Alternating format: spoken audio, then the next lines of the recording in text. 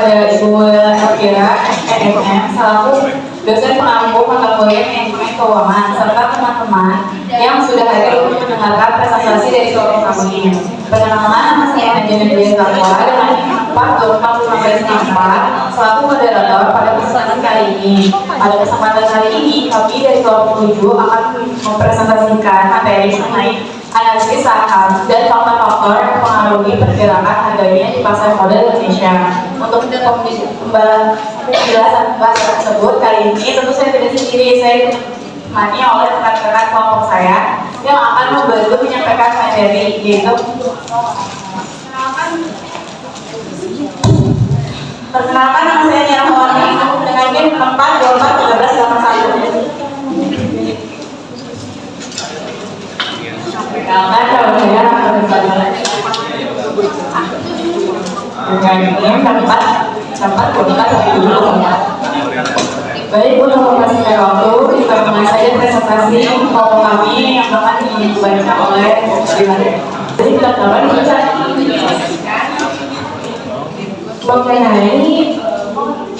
pengertian saham. Nah, apa sih saham itu? Jadi secara sederhana, saham itu adalah bukti bahwa seseorang memiliki bagian kepemilikan dalam sebuah perusahaan. Dengan adanya kita mempunyai saham,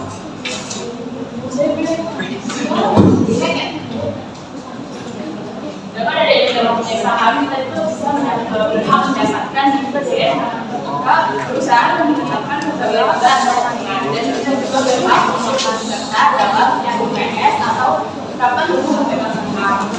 Namun beda tahu dari perusahaan sudah ada instrumen pasar dalam karena menawarkan dan sedangkan pada tahun 2003 saham itu sebagai sebuah lembaga bukti penyertaan modal dengan ekonomi dan investasi. Selain sebagai investasi, saham itu berfungsi sebagai sumber pendanaan besar perusahaan. Nah, harga saham itu bisa naik bisa turun. Ada beberapa faktor yaitu kayak kondisi ekonomi dan juga dari perusahaan, kondisi dan sampai investasi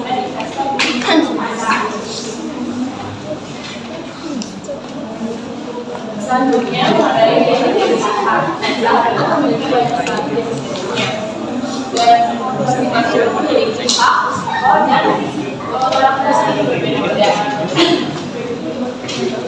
Dan makanya itu penting untuk memahami perbedaan supaya investor bisa menilai potensi keuntungan dan risiko dari jenis saham.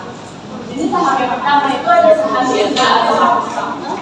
Saham ini paling umum diterbitkan perusahaan. Memiliki hak suara dalam investasi, berhak atas dividen, dan berada di golongan terakhir atas suatu hasil saat berubah.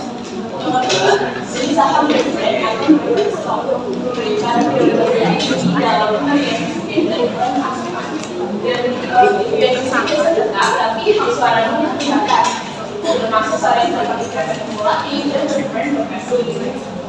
Yang ketiga, saham atas nama dan saham atas untung. Kalau saham atas nama itu atas identitas pemilikannya, tidak ada pembaruan dari dokter. Sedangkan saham atas itu juga dilakukan tanpa pencatatan.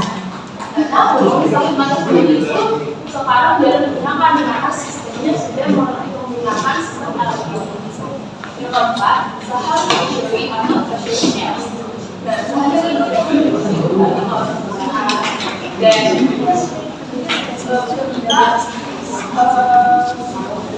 kalau misalnya di dalam perusahaan, saham ini memiliki hak suara maupun untuknya. Baik-baik dilakukan untuk misalnya harga atau pengawasan.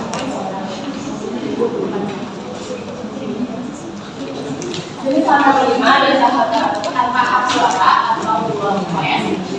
Dan saham ini dengan hak suara terbatas atau tanpa hak suara. Biasanya untuk menjaga kontrol perusahaan pada pendiri atau pemilik. Yang keenam, saham pemilik atau single shares. Dan saham itu umumnya bergerak di dalam investasi biasa sesuai dengan syarat tertentu. Menawarkan pendapatan yang sekaligus potensi kenaikan badan. Itu saham biasa. Nah, hal ini dari perusahaan yang memproduksi perusahaan dia tidak bergerak di sektor alkohol, dan kami di Indonesia itu termasuk dalam efek syariah atau SITJ. Menggunakan saham preferensi atau non partisipatif. Saham ini preferensi hanya menerima dividend dalam preferensi partisipatif dan menerima bagian laba dengan syarat. Dan terakhir yaitu saham bonus atau right issue. Saham itu memiliki saham permanen yang belum mengalami struktur pemilikan. Dan saham bonus ini dibagikan sebagai dividen saham, sedangkan right issue itu memberikan hak bahwa saham baru terlebih dahulu bagi pemegang saham yang lama.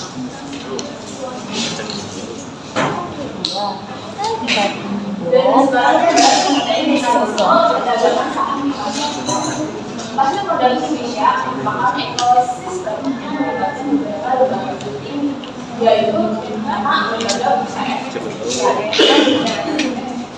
BI ini berperan sebagai penyelenggara perdagangan efek. Lembaga yang kedua otoritas jasa keuangan atau OJK berjaga sebagai regulator dan pengawas. Yang ketiga Custodian Sentral Efek Indonesia atau KSE yang juga sebagai custodian sentral yang membuka saham modal. Dan yang terakhir yaitu lembaga KPN yang menjamin penyelesaian transaksi dan juga mengurangi risiko gagal bayar. Banyak. Di sini ada langkah berdiri modal saham oleh investor secara jelas dan sistematis. Pertama cara membeli saham. Yang pertama membuka rekening di perusahaan sekuritas. Yang kedua aktivasi dan top up rekening dana nasabah atau SNI. Yang ketiga login ke aplikasi trading saham sekuritas. Yang keempat cari saham yang akan dibeli. Yang kelima masukkan perintah pembelian atau order beli. Yang keenam submit order dan tunggu transaksi terjadi. Untuk selesaikan transaksi atau T+2. Yang kedua ada cara menjual saham. Yang pertama adalah login ke aplikasi trading sekuritas. Yang kedua pilih saham yang dimiliki dan akan dijual. Tiga masukkan perintah penjualan atau order jual. Yang keempat submit order dan tunggu order diterima. Yang kelima terima dana hasil penjualan. Selanjutnya ada kelompok yang utama dalam sistem perdagangan industri.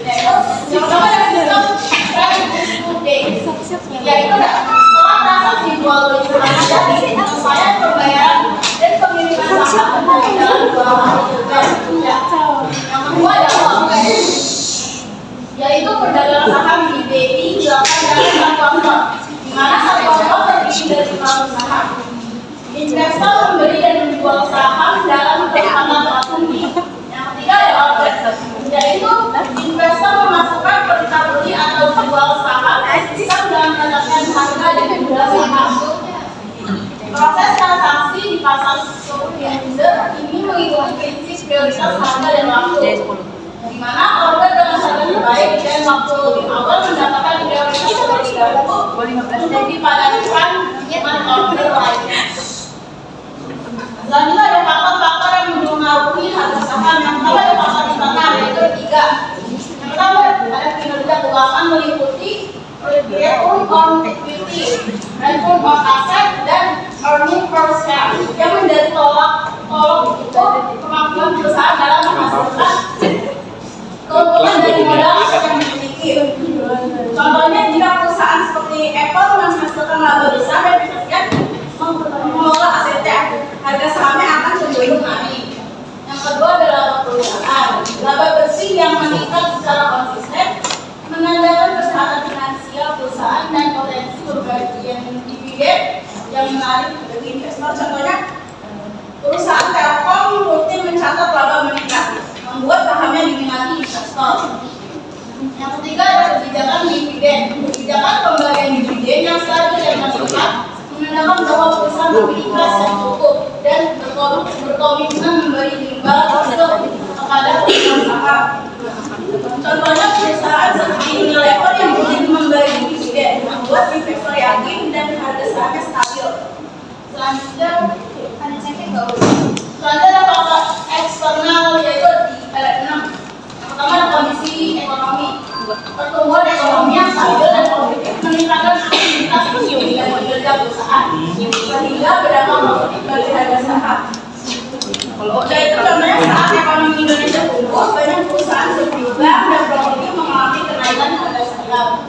Yang kedua ada suku bunga. Suku bunga yang tinggi meningkatkan biaya modal perusahaan, menekan harga bersih dan mengurangi daya tarik investasi saham. Contohnya naiknya bunga pinjaman membuat biaya perusahaan menambah. Contohnya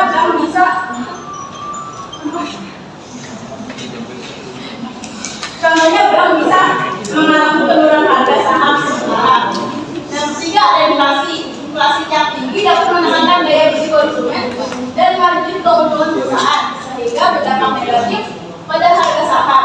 Yaitu inflasi tinggi menekan daya beli pelanggan. Misalnya perusahaan retail jadi kurang untung dan sahamnya turun.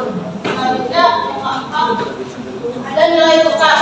Fluktuasi nilai tukar mata uang mempengaruhi perusahaan yang melakukan ekspor dan impor. Contohnya fluktuasi nilai tukar rupiah berpengaruh pada perusahaan ekspor seperti Indofood dan harga sahamnya ikut berubah. Yang kelima ada kebijakan pemerintah. Regulasi, kebijakan fiskal, perdagangan, dan kebijakan lainnya dari pemerintah mempengaruhi lingkungan bisnis secara langsung, termasuk persepsi risiko investor. Contohnya kebijakan pajak baru atau stimulus bisa mengubah kepercayaan pasar dan harga saham. Yang terakhir ada sentimen pasar, faktor psikologis, berita, rumor, dan spekulasi sangat membuat fluktuasi harga saham dalam jangka pendek dan menengah. Contohnya berita atau rumor buruk bisa membuat harga turun walau kondisi perusahaan tetap baik. Selanjutnya akan dibahas menjadi di sini ada manfaat investasi saham. Yang pertama itu potensi keuntungan melalui berbagai keuntungan diperoleh dari seluruh harga jual yang lebih tinggi dibanding harga beli. Berbagai bisa besar dalam jangka panjang jika perusahaan membayarkan pasar yang positif. Nah, contohnya kayak misalkan kamu beli saham di PT ABC, harga 1.000 per lembar. Setelah beberapa bulan harganya naik menjadi 1.500. Nah, misalkan kamu jual, kamu dapat untung tuh 500 perak. Nah, yang kedua itu ada pendapatan dari dividen. Dividen adalah pembagian laba kepada pemegang saham yang diberikan secara berkala, memberikan pendapatan positif dan cocok bagi investor yang mengutamakan stabilitas. Nah, contohnya setiap tahun nih PT XYZ bagi-bagi laba untuk pemegang saham. Kamu punya sahamnya, jadi kamu ikut dapat uang jajan dari perusahaan tanpa harus kerja apapun. Nah, yang ketiga adalah kepemilikan partisipasi LPS.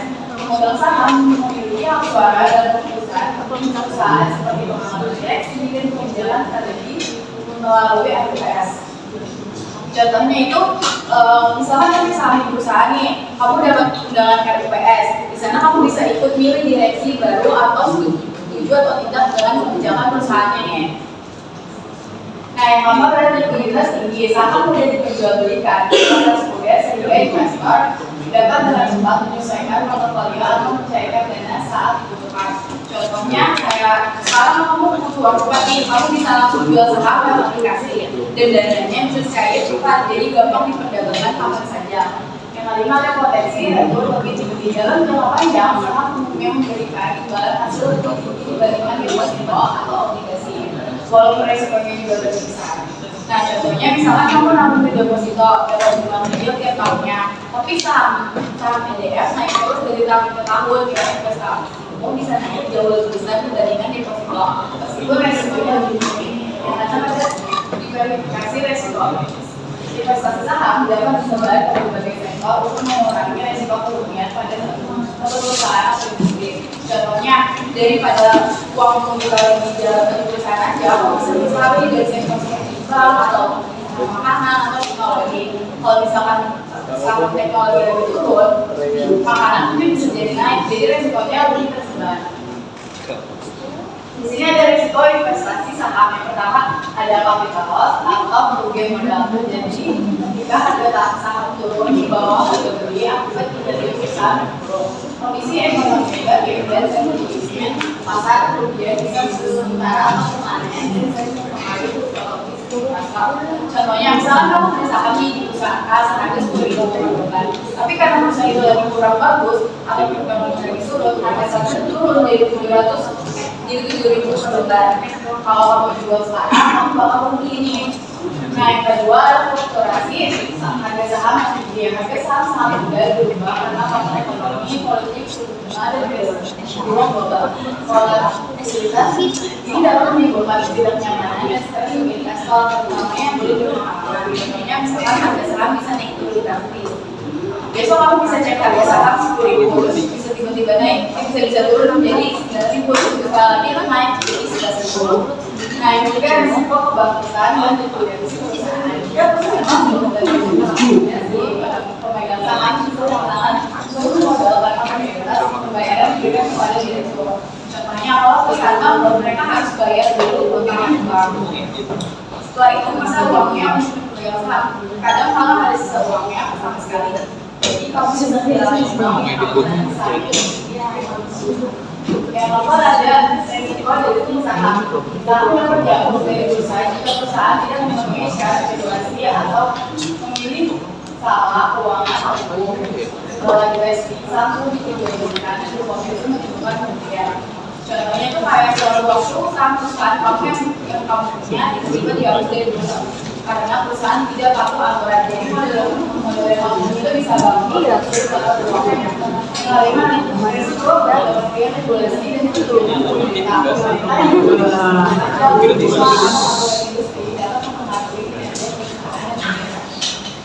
contohnya apa itu? Pemerintah tiba-tiba naikin pajak perusahaan atau aturan baru yang bisa bikin biaya produksi mahal. Hal ini bisa untuk perusahaan sehingga harga sahamnya juga turun. Nah, karena ada risiko psikologis kekurangan harga yang tajam dan emosional seperti selling dari dunia emosional dan strategi investasi disiplin sangat penting dari kerugian. Contohnya kalau tidak dari harga saham itu kamu bisa jual sahamnya walaupun harganya bisa naik turun lagi, tapi seiring sedikit kamu turun di pasar yang jadi berdasarkan perasaan dan selanjutnya itu mengenai prosedur pembukaan kita udah pernah dijelasin di seminar yang lalu, kita akan menjelaskan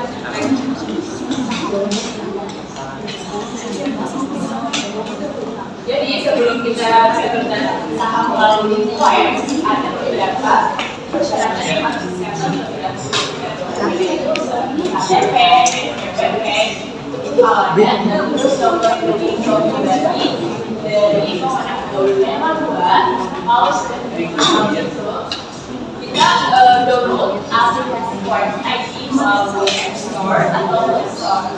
Nah, sudah terdapat, kalian bisa buka aplikasi Quartz lalu pilih Open Account. Tapi ini adalah aplikasi awal. Kita dipilih kita untuk mencari hasil referensi web. Nah, kita pilih negaranya boleh kaki. Kita memberikan universitas terus lalu lanjut pilih jenis layanan. Kita pilih layanan yang offline dan selanjutnya dan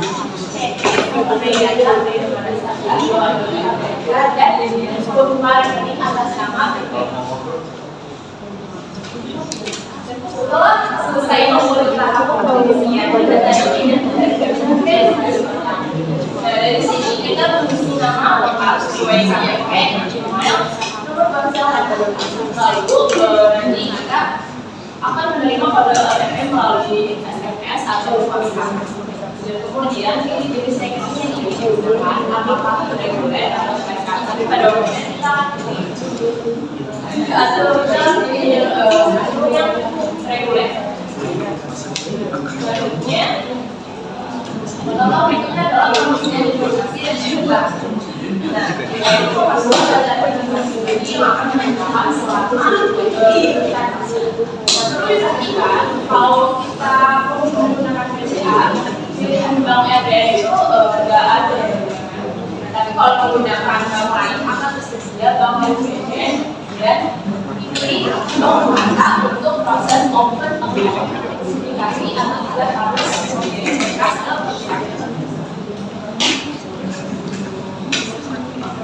selanjutnya kita disuruh mengambil foto EKTP, NPWP jika ada dan foto selfie memegang EKTP bagi pemilik rekening BCA. Bagi pemilik rekening bank selain BCA, lakukan verifikasi wajah. Selanjutnya dalam hati data tempat tinggal. Data tempat tinggal, status pernikahan dan nama ibu kampus. Selanjutnya untuk bank BCA, jika pilihan bank pribadi bank BCA untuk data pendidikan terakhir, jika pilihan bank pribadi bank BCA untuk data pilih pendidikan terakhir, pekerjaan, jika belum bekerja bisa pilih lainnya, lalu pilih investor dan sumber dana. Apabila belum bekerja silakan sumber dana itu apa ya? Sumber dana siapa yang ngasih tuh? Ya sumber dana siapa yang ngasih uang kita? Datanya di sini. Apabila belum memilih belum bekerja serta mengisi pendapatan per tahun.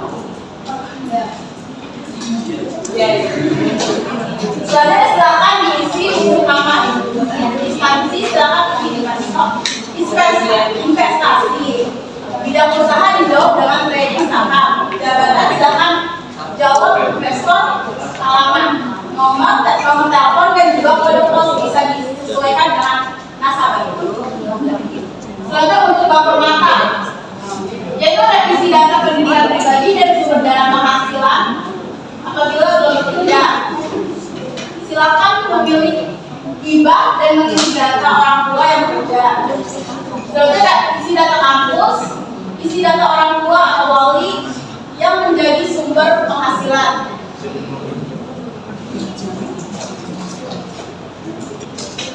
Nah, selanjutnya ini disuruh isi formulir untuk mengetahui faktor resiko produk investasi yang cocok. Setelah itu cek kembali namamu jika sudah benar dan lanjut. Nah, untuk bagian aktiva auto swap, silakan pilih atur nanti agar auto swap tidak otomatis diaktifkan. Nah, selanjutnya kenang dan bersyarat dan terlibat dengan benar lalu klik dulu. Setelah itu upload foto tanda tangan di atas kertas putih lalu klik lanjut. Habis itu kalau sama keluar dia bisa selesai. Habis itu klik refresh di pojok kanan agar secara berkala untuk mengetahui status pembukaan rekening dan mengetahui kekurangan data pada pembukaan rekening. Nah, kesimpulan dari presentasi kami adalah kita membahas saham, mekanisme perdagangan di BI, serta faktor yang mempengaruhi harga saham. Perdagangan dilakukan melalui perusahaan sekuritas dengan bentuk saya plus itu. Harga saham mempengaruhi komponen internal seperti kinerja keuangan dan EPS, serta faktor eksternal seperti ekonomi, inflasi, suku bunga, nilai tukar, dan risk management. Pasar investasi saham menawarkan kapital baik, dividend, suara, likuiditas, dan transaksi. Namun memiliki resiko seperti capital loss, volatilitas, harga, kebangkrutan, dari sini dan perubahan regulasi. Pemahaman menyeluruh penting untuk keputusan investasi yang bijak. Dan selanjutnya itu kita membuka pertanyaan, tapi fokusnya hanya tiga pertanyaan. Nama saya dari Putri Sukawati dari kelompok 10. Saya ingin bertanya, dalam kondisi suku bunga yang sedang naik sekarang, bagaimana hal ini bisa mempengaruhi keputusan investor saat memilih berinvestasi di saham perusahaan versus instrumen investasi lainnya seperti deposito atau obligasi hasil. Perkenalkan, nama saya Andi Putri Dinanda dengan NIM 444 perwakilan dari kelompok 9. Di sini saya ingin bertanya, tadi kan sudah dibahas soal resiko kebangkrutan perusahaan yang bisa menyebabkan investor rugi besar. Dengan kondisi persaingan bisnis yang makin ketat saat ini, bagaimana perusahaan harus mengelola risiko agar tetap bertahan dan meminimalkan kerugian dari investor? Terima kasih. Nama saya Rahdiana Putri dengan NIM 4241510 dari kelompok 4. Pertanyaannya itu berarti kan sudah dijelaskan apa manfaat investasi saham menurut kalian? Mengapa investasi saham bisa memberikan potensi keuntungan lebih besar dibanding deposito atau obligasi? Di sini aku mau menjawab pertanyaan dari Ami kelompok 5. Pertanyaannya tadi sudah dibahas manfaat investasi saham. Menurut kalian, mengapa investasi saham bisa memberikan potensi keuntungan lebih besar dibanding deposito atau obligasi? Jawabannya, investasi saham biasanya memberikan potensi keuntungan yang lebih besar dibanding deposito dan obligasi karena berpotensi naik nilai sahamnya. Investor juga bisa menerima dividen dari dalam perusahaan. Sementara deposito dan obligasi memberikan bunga yang lebih pasti dan stabil, tapi dengan imbal hasil yang relatif lebih rendah. Dengan risiko fluktuasi harga yang lebih tinggi, saham cocok untuk investor yang siap menghadapi risiko dengan keuntungan jangka panjang yang lebih besar. Sedangkan deposito dan obligasi lebih sesuai bagi yang mengutamakan keamanan dan pendapatan tetap. Terima kasih. Saya akan menjawab pertanyaan dari kelompoknya Adel. Dalam kondisi suku bunga yang sedang naik sekarang, bagaimana hal ini bisa terjadi mempengaruhi keputusan investor saat memilih berinvestasi di satu perusahaan, baik investasi lainnya seperti deposito atau obligasi? Jawabannya, saat suku bunga naik, deposito dan obligasi dan hasilnya bisa tinggal lebih menarik bagi investor. Akhirnya, minat terhadap saham bisa turun karena dianggap lebih berisiko dan potensi keuntungannya lebih besar. Jadi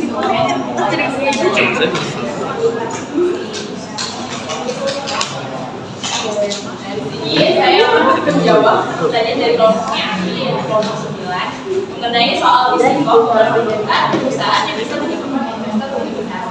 Dan dengan kondisi dengan bisnis yang makin ketat saat ini, bagaimana perusahaan harus mengelola risiko agar tetap bertahan dan menyebabkan kerugian dari investor? Jawabannya yaitu perusahaan itu perlu mengelola risiko dengan baik, misalnya kebaikan, kerugian terus mengutamakan produk dan menjaga hubungan baik dengan pihak penting seperti pemerintah dan investor, dan juga selalu menyesuaikan diri dengan kebutuhan bisnis agar kita puas dan tidak kerugian. Dan selanjutnya adalah sesi games. Dan ini game melalui screen ya.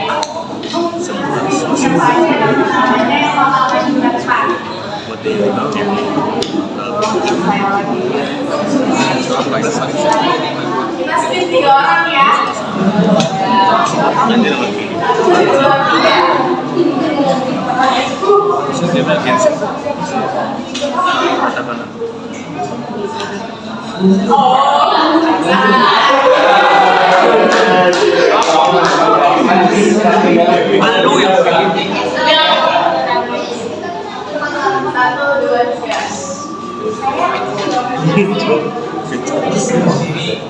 Tio.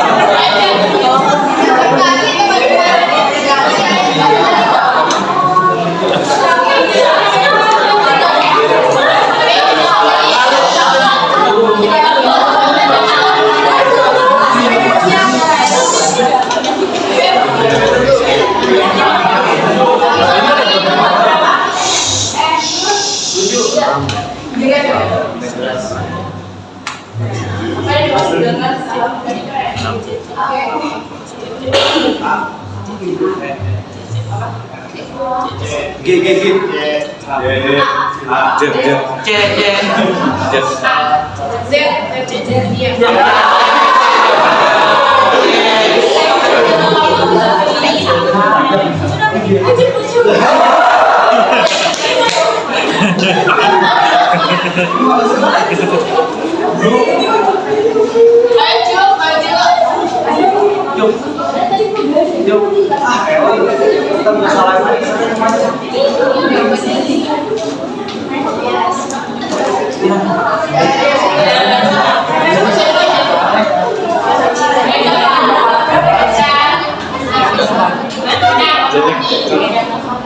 Kan jadi salah tuh.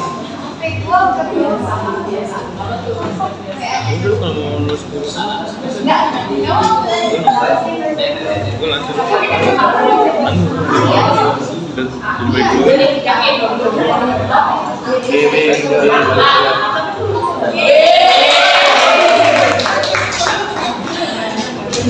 Caca bener.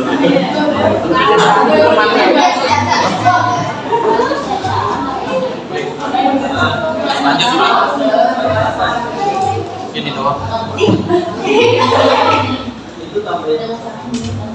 Tambahin apa cuy? Apa?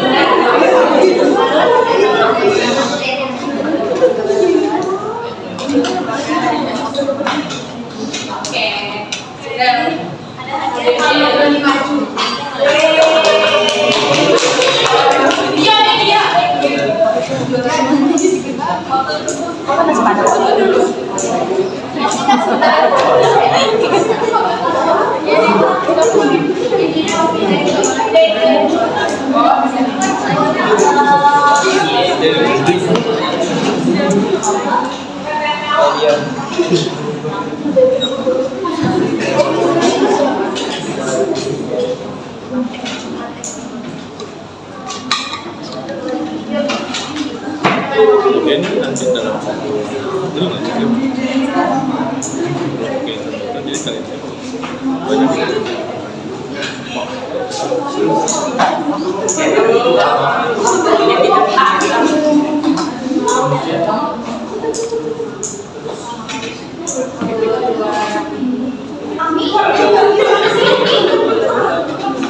Masih ada satu yang nama dia bisa berkonsen.